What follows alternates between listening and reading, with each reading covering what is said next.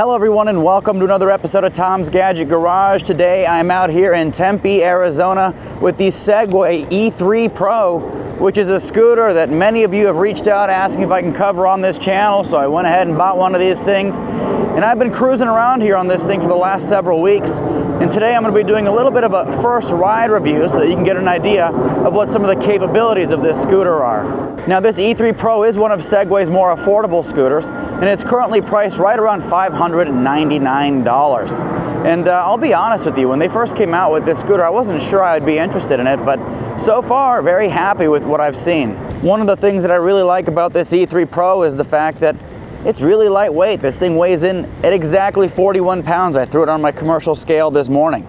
And so if you're looking for something that is smaller and lightweight, this definitely fits that bill. Now, with that being said, it's got a very interesting folding mechanism on it. It's not the typical folding stem that you see on a lot of electric scooters. It does collapse kind of at the front of the deck. And unfortunately, that does make it a little bit longer than I expected. So when I put this in the trunk of my car, I actually had to put my rear seats down. You know, my Mazda CX-5 is kind of compact in the trunk area already, and so with this, you know, I had to fold down those seats. It's unusual for, you know, a scooter like this. You know, my 9-bot Max G3 fits back there just fine. It's just, this is a little bit longer, but the handlebars are nice and narrow, and most importantly, it is a lightweight scooter. I've been covering a lot of larger, heavier scooters, and I'm just going to tell you right now, it is a breath of fresh air lifting this thing into the car. Super lightweight. All right, looks like we got some water on the path this morning.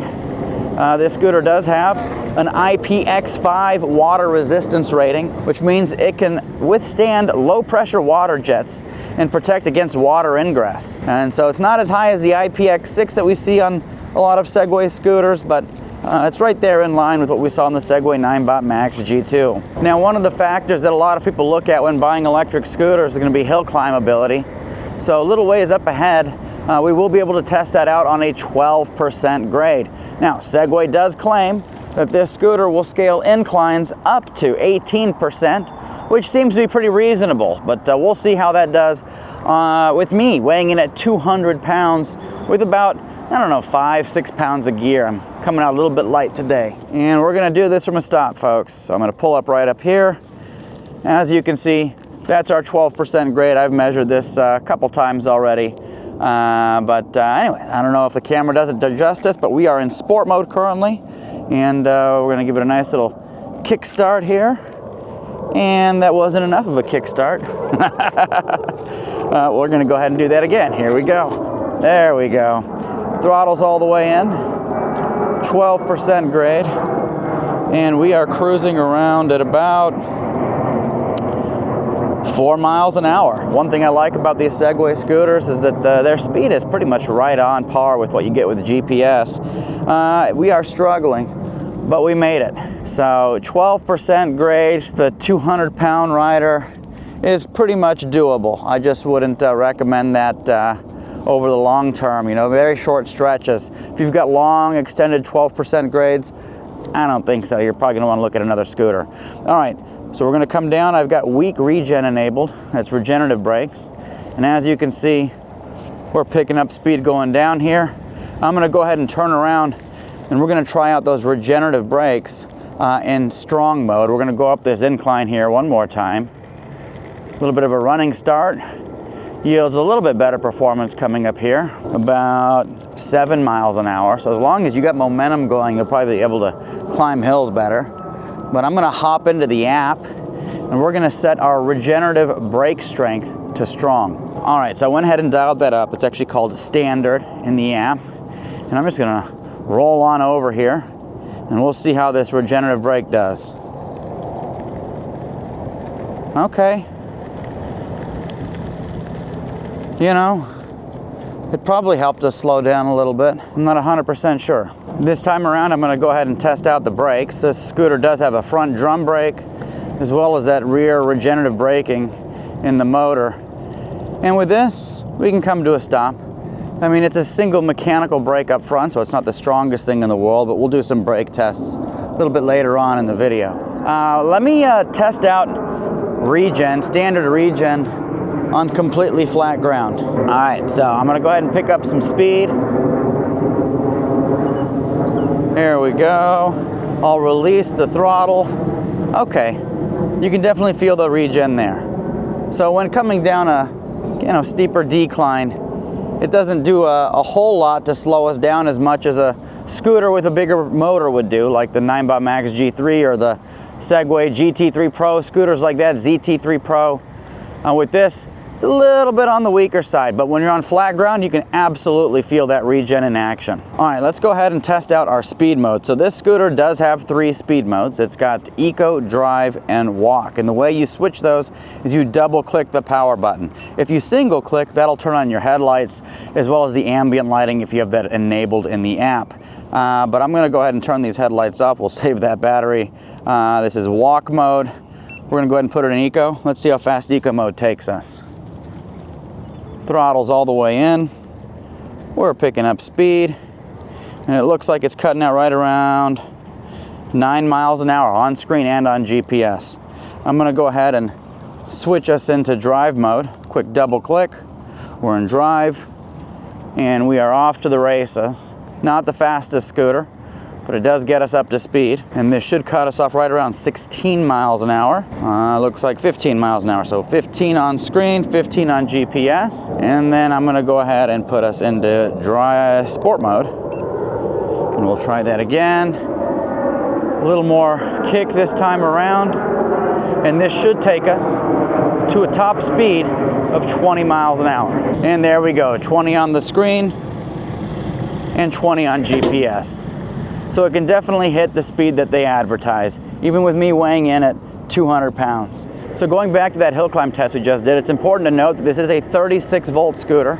It's got 400 nominal watts of power and can crank out upwards of 800 peak watts of power, so pretty decent given it's a 41-pound scooter, but of course not as powerful as its bigger brothers, the Nimble Max G3 or the Segway ZT3 Pro. This is definitely going to be more, suitable for flatter ground.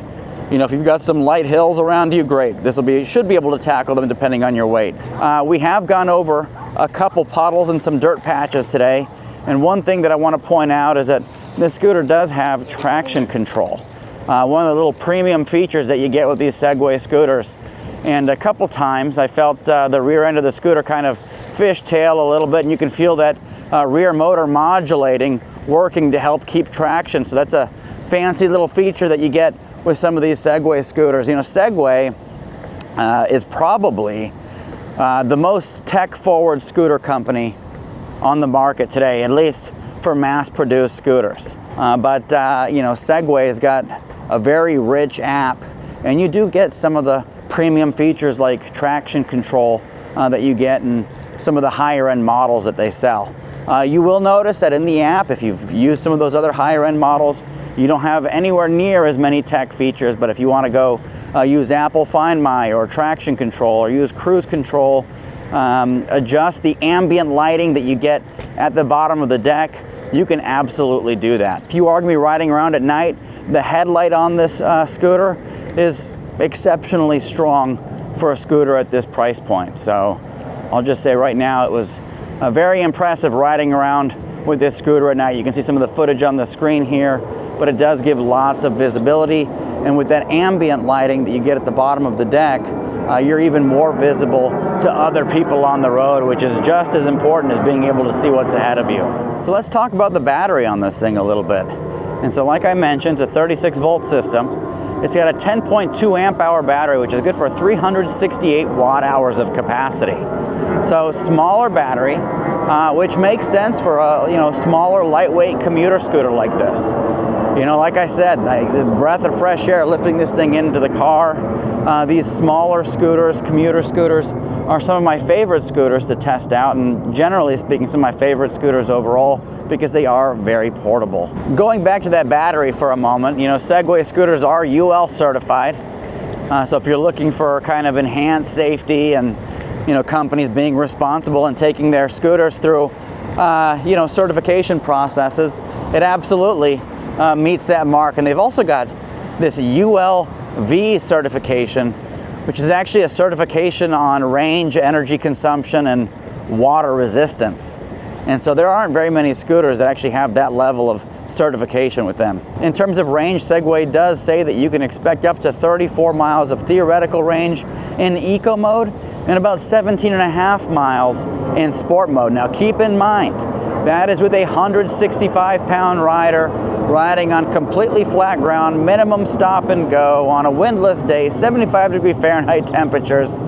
Folks, you know, those are basically what I call treadmill conditions, you know, and so in the real world, you're likely to get something that is very different than the top-end manufacturer claims. I don't know very many people that ride their scooters around for long distances in eco mode, you know, maybe drive mode. Eco mode, not so much. From a comfort perspective, one thing I do want to call out is that these handlebars are very comfortable. They're nice and thick. It looks like they took a lot of some of their learnings from the Segway 9bot Max G2 and brought them over to this E3 Pro. So you got the same handlebars as the 9bot Max G2, and you've also got turn signals. I'll pull over to the side here for a moment. You've got turn signals built into this scooter. So there's our left turn signals, there's our right turn signal. So, you know, they pull a lot of some of the tech and components from a lot of their other scooters. So speaking of that, this scooter does have a full suspension, but it's not the traditional suspension setup that you'll find on a lot of scooters. Now this uses an elastomeric or rubber suspension both up front and in the rear. And to be honest with you, it does not have a whole lot of travel. A suspension like this is really designed to take the edge off of harsher bumps in the road. Obviously not going to be as comfortable riding around on bumpy terrain over the longer term, but if you're looking at like sharp bumps and things like that in the road, these do a really good job of absorbing that. All right, zoom on through here. Got a little bell. No horn on this scooter. All right, folks, quick battery check in here. Looks like we dropped below the halfway mark, according to the bars on the screen. And that happened right at around 7.3 miles. And so we are eating through this battery. I'll pull over to the side here and see how much juice we have left in the app. So looking at the app here, it looks like we've got 41% battery remaining. Voltage is at 36.5 volts. And it says the vehicle temperature is at 70 degrees Celsius. Anyways, I'll have to keep an eye out on that when I go do my range test and maybe some other hill climbs with this scooter. But 70 degrees Celsius, I mean, that doesn't make sense at all. Maybe they need a firmware update. We'll zip on through here. It's one of the things I really like about this is that it is very nimble. It's one of the benefits of having a nice, small, lightweight scooter. All right, so we're gonna go ahead and do a little bit of a brake test. We're going right around 19, 20 miles an hour. We're gonna test our brakes in 3, 2, 1, go. Not the fastest stopping, I'll be honest with you. Like I said, we have that single mechanical brake up front, that drum brake, as well as the electronic regenerative braking in the rear motor. Once we get to more flat ground, we'll do that test again.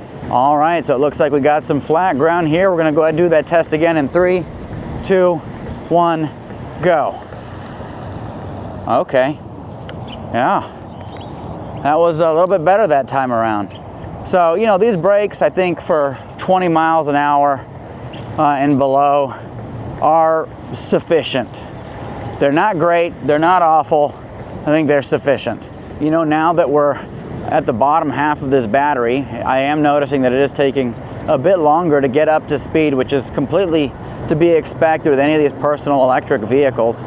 You know, the first half of the battery is always going to be more performant than the second half, because as you wear that battery down, voltage goes down. As voltage goes down, output, acceleration, top speed all go down.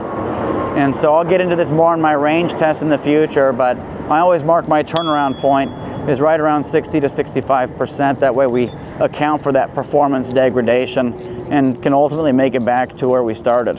All right, we will cross back over to the pedestrian bridge. Let's see if we can still hit our 20 mile an hour top speed.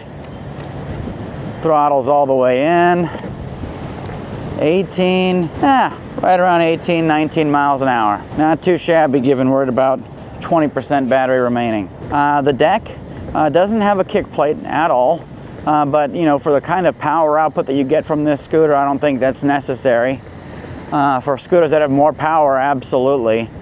Deck space is actually pretty good for being, 41-pound scooter. No complaints in that department. And the display, even in these brighter conditions, remains very visible. And so I'll pull over to the side here, go over this display in a little more detail for you. I don't know how well you're going to see it, but I'll probably overlay another image on the screen. But here you can see that you've got your speed, you've got your battery represented by bars, you've got your speed mode, so you've got sport, drive, eco, and then of course you've got walk mode. You've got an indication whether or not Bluetooth is connected, and then of course you've got traction control.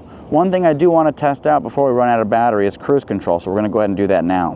Alright, so the way you enable cruise control is you go into the app, you hit settings, and then there's a cruise mode function, and you can actually turn that on.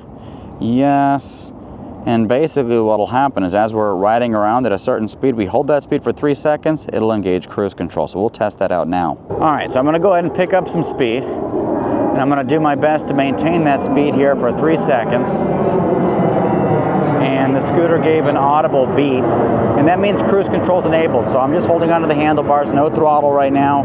And the cruise control icon actually shows up on the dashboard. And we're cruising, folks. We're maintaining about 11 miles an hour, spot on. From a stability perspective, we're in cruise control. I'm riding one-handed. That's usually a very big no-no on these electric scooters. But this E3 Pro is very stable. It's got an axle offset in the front, so the actual axle sits behind the front fork in the stem. It sits behind that center line, which gives you kind of a caster effect, which improves stability. And so, at 20 miles an hour, things like that, this thing drives, like it's on rails. No concerns in that department. If you're curious what the folding mechanism on this scooter looks like, it's actually pretty straightforward. All you got to do is push this button. It'll release this lever here. And then all you got to do is give this a good press, and that'll collapse this down. And then you can latch this to the rear of the fender. And now you can pick up your scooter, no problem at all.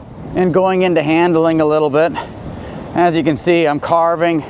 Very nimble, very maneuverable scooter. I've mentioned this multiple times on my channel before, but I love small, portable, and most importantly, capable electric scooters. And I think something like this, if you live on a college campus, if you live in a place that's very pedestrian friendly, if you're gonna be cruising around on bike paths, things like that, this is a perfect scooter for that. Now, riding around in traffic, I probably wouldn't recommend that with a scooter like this, unless you have a place with like a 20-mile-an-hour speed limit or something. Once again, like super crowded, busy streets, like a place like New York or something, this could be, a good option for you. But it's just not gonna have kind of the speed and all that fun stuff that you would need to be able to keep up with traffic. So just keep that in mind. But for stuff like this, like where I'm at here in downtown Tempe, Arizona, heck yeah. I mean, this is perfect for a place like this. Makes it so easy to just like zip around places, you don't have to worry about a big, heavy, clunky scooter.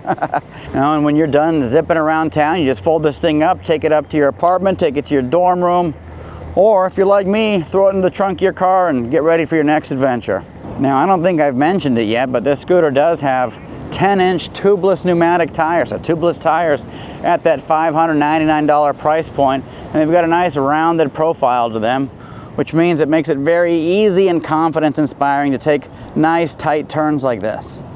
It's a very good setup if you're gonna be riding around in kind of city environments. So right now we're right at around 10% battery remaining, and I've got throttle all the way in, and we're able to maintain about 13, 14 miles an hour tops. That's it. We can't go any faster than that. Part of that has to do with, Segways. I think they call it seg range now. They used to call it like ridey long. But anyways, they've got some software optimizations that are kind of designed to reduce output. That way you can maximize your range, and that's exactly what we're seeing right now. And that'll get slower and slower as we wear down this battery. We're gonna keep on going to the bottom and see how that behavior changes. So while things are winding down, who do I think a scooter like this is right for? Well, if you live on a college campus or you live in a city and You need something that'll get you from point A to point B, and you don't have any kind of crazy hills, maybe flat ground, light hills every now and then. I mean, this is the perfect scooter for that. But like I said, for those shorter commutes, cruises around the neighborhood, runs to the grocery store, things like that, I mean, this thing's perfect. And it just so happens to be nice and light. 41 pounds is very light for an electric scooter, especially one that can crank out 800 watts of power. So I think Segway did a good job with this scooter. You know, paved surfaces, it's going to be perfect. I don't recommend riding this off-road. If you've got well, you know, packed, hard-packed dirt, things like that, you know, that'll be fine. But any kind of off-roading or anything like that, this is definitely not the right tool for that job. You know, the suspension takes the edge off, so it's pretty good for what it is, but definitely not for off-road riding. You know, brakes, you know, do a decent job for, you know, slower paced riding, things like that. If you are going to be riding at higher speeds, just know that you'll want to kind of plan your stops ahead of time. The regen feature is really nice because it'll, you know, help recharge that battery as you go to help once again maximize that range. Now in terms of lighting, like I mentioned earlier, the headlight is very bright. No concerns there. Actually impressed with how bright it is for the price point. We've got our turn signals, great for nighttime riding. I wouldn't rely on them for daytime riding because they're not the brightest things in the world. And then of course you got that brake light and tail light in the back. And so when you pull on the brake levers, that tail light does get brighter for you. Now going back to the ride for a moment, I do have the throttle all the way in and we're maintaining right around 7-8 miles an hour. And so I would consider that basically to be crawl to home mode. You know, we're at the very bottom end of the battery. Before I forget, I do want to call one thing out. So as you can see with this folding mechanism, you've got a lot of metal on metal contact. You've got a lot of metal plates moving against each other. I'm going to be very interested to see how this holds up long term. You know, if you are going to be riding around in dustier areas, places where you got some dirt on the roads, things like that, I'm interested to see how the effect of that dirt is on this folding mechanism and whether it causes it to bind up or get very dirty here. But one thing I did notice with this is there's a lot of grease on here, both here and on the bottom side of this, and so that's a key part of the folding mechanism on this scooter. But like I do with all my videos, I do long-term kind of rides with these things, so I'll keep you up to date on how that performs. All right folks, so there you have it. That was our ride on the Ninebot E3 Pro. On today's ride, 15.67 miles. We had an average moving speed of 11.9 miles an hour. We had a top speed of 19.8 miles an hour. Elevation gain 440 feet, and we were cruising around for 1 hour and 38 minutes today. So as you can see, we got some pretty decent performance out of this Ninebot E3 Pro today. 15.67 miles is pretty impressive considering I weigh in at 200 pounds plus the gear that I carry around. Segway does claim 17.5 miles in sport mode, but that's with a 165-pound rider. Plus we took this thing up and down our hill climb test multiple times. From a suspension perspective, it does a really good job at taking the edge off of little bumps in the road, things like that. So if you're going to be riding around on well-paved surfaces, I do think this suspension does go a long way in making sure things are nice and comfortable. Now, with that being said, if you live in a place with particularly rough roads or you plan to ride off-road, I highly suggest looking at alternatives with a more robust suspension setup. In terms of ride comfort, no complaints there. Very nice handlebar grips, no foot pain or anything like that. And we got a pretty decent amount of deck space, especially considering it's a 41-pound scooter. So overall, very impressed with the offering here. If you live in a place with flat ground, maybe some light hills, this scooter will definitely deliver. If you do want to pick one of these scooters up, I will include an affiliate link both to Amazon and Segway in the description below. And if you use that to make your purchase, it absolutely helps support this channel and keeps the wheels moving on future reviews. As always, thank you so much for tuning into Tom's Gadget Garage. We'll see you next time.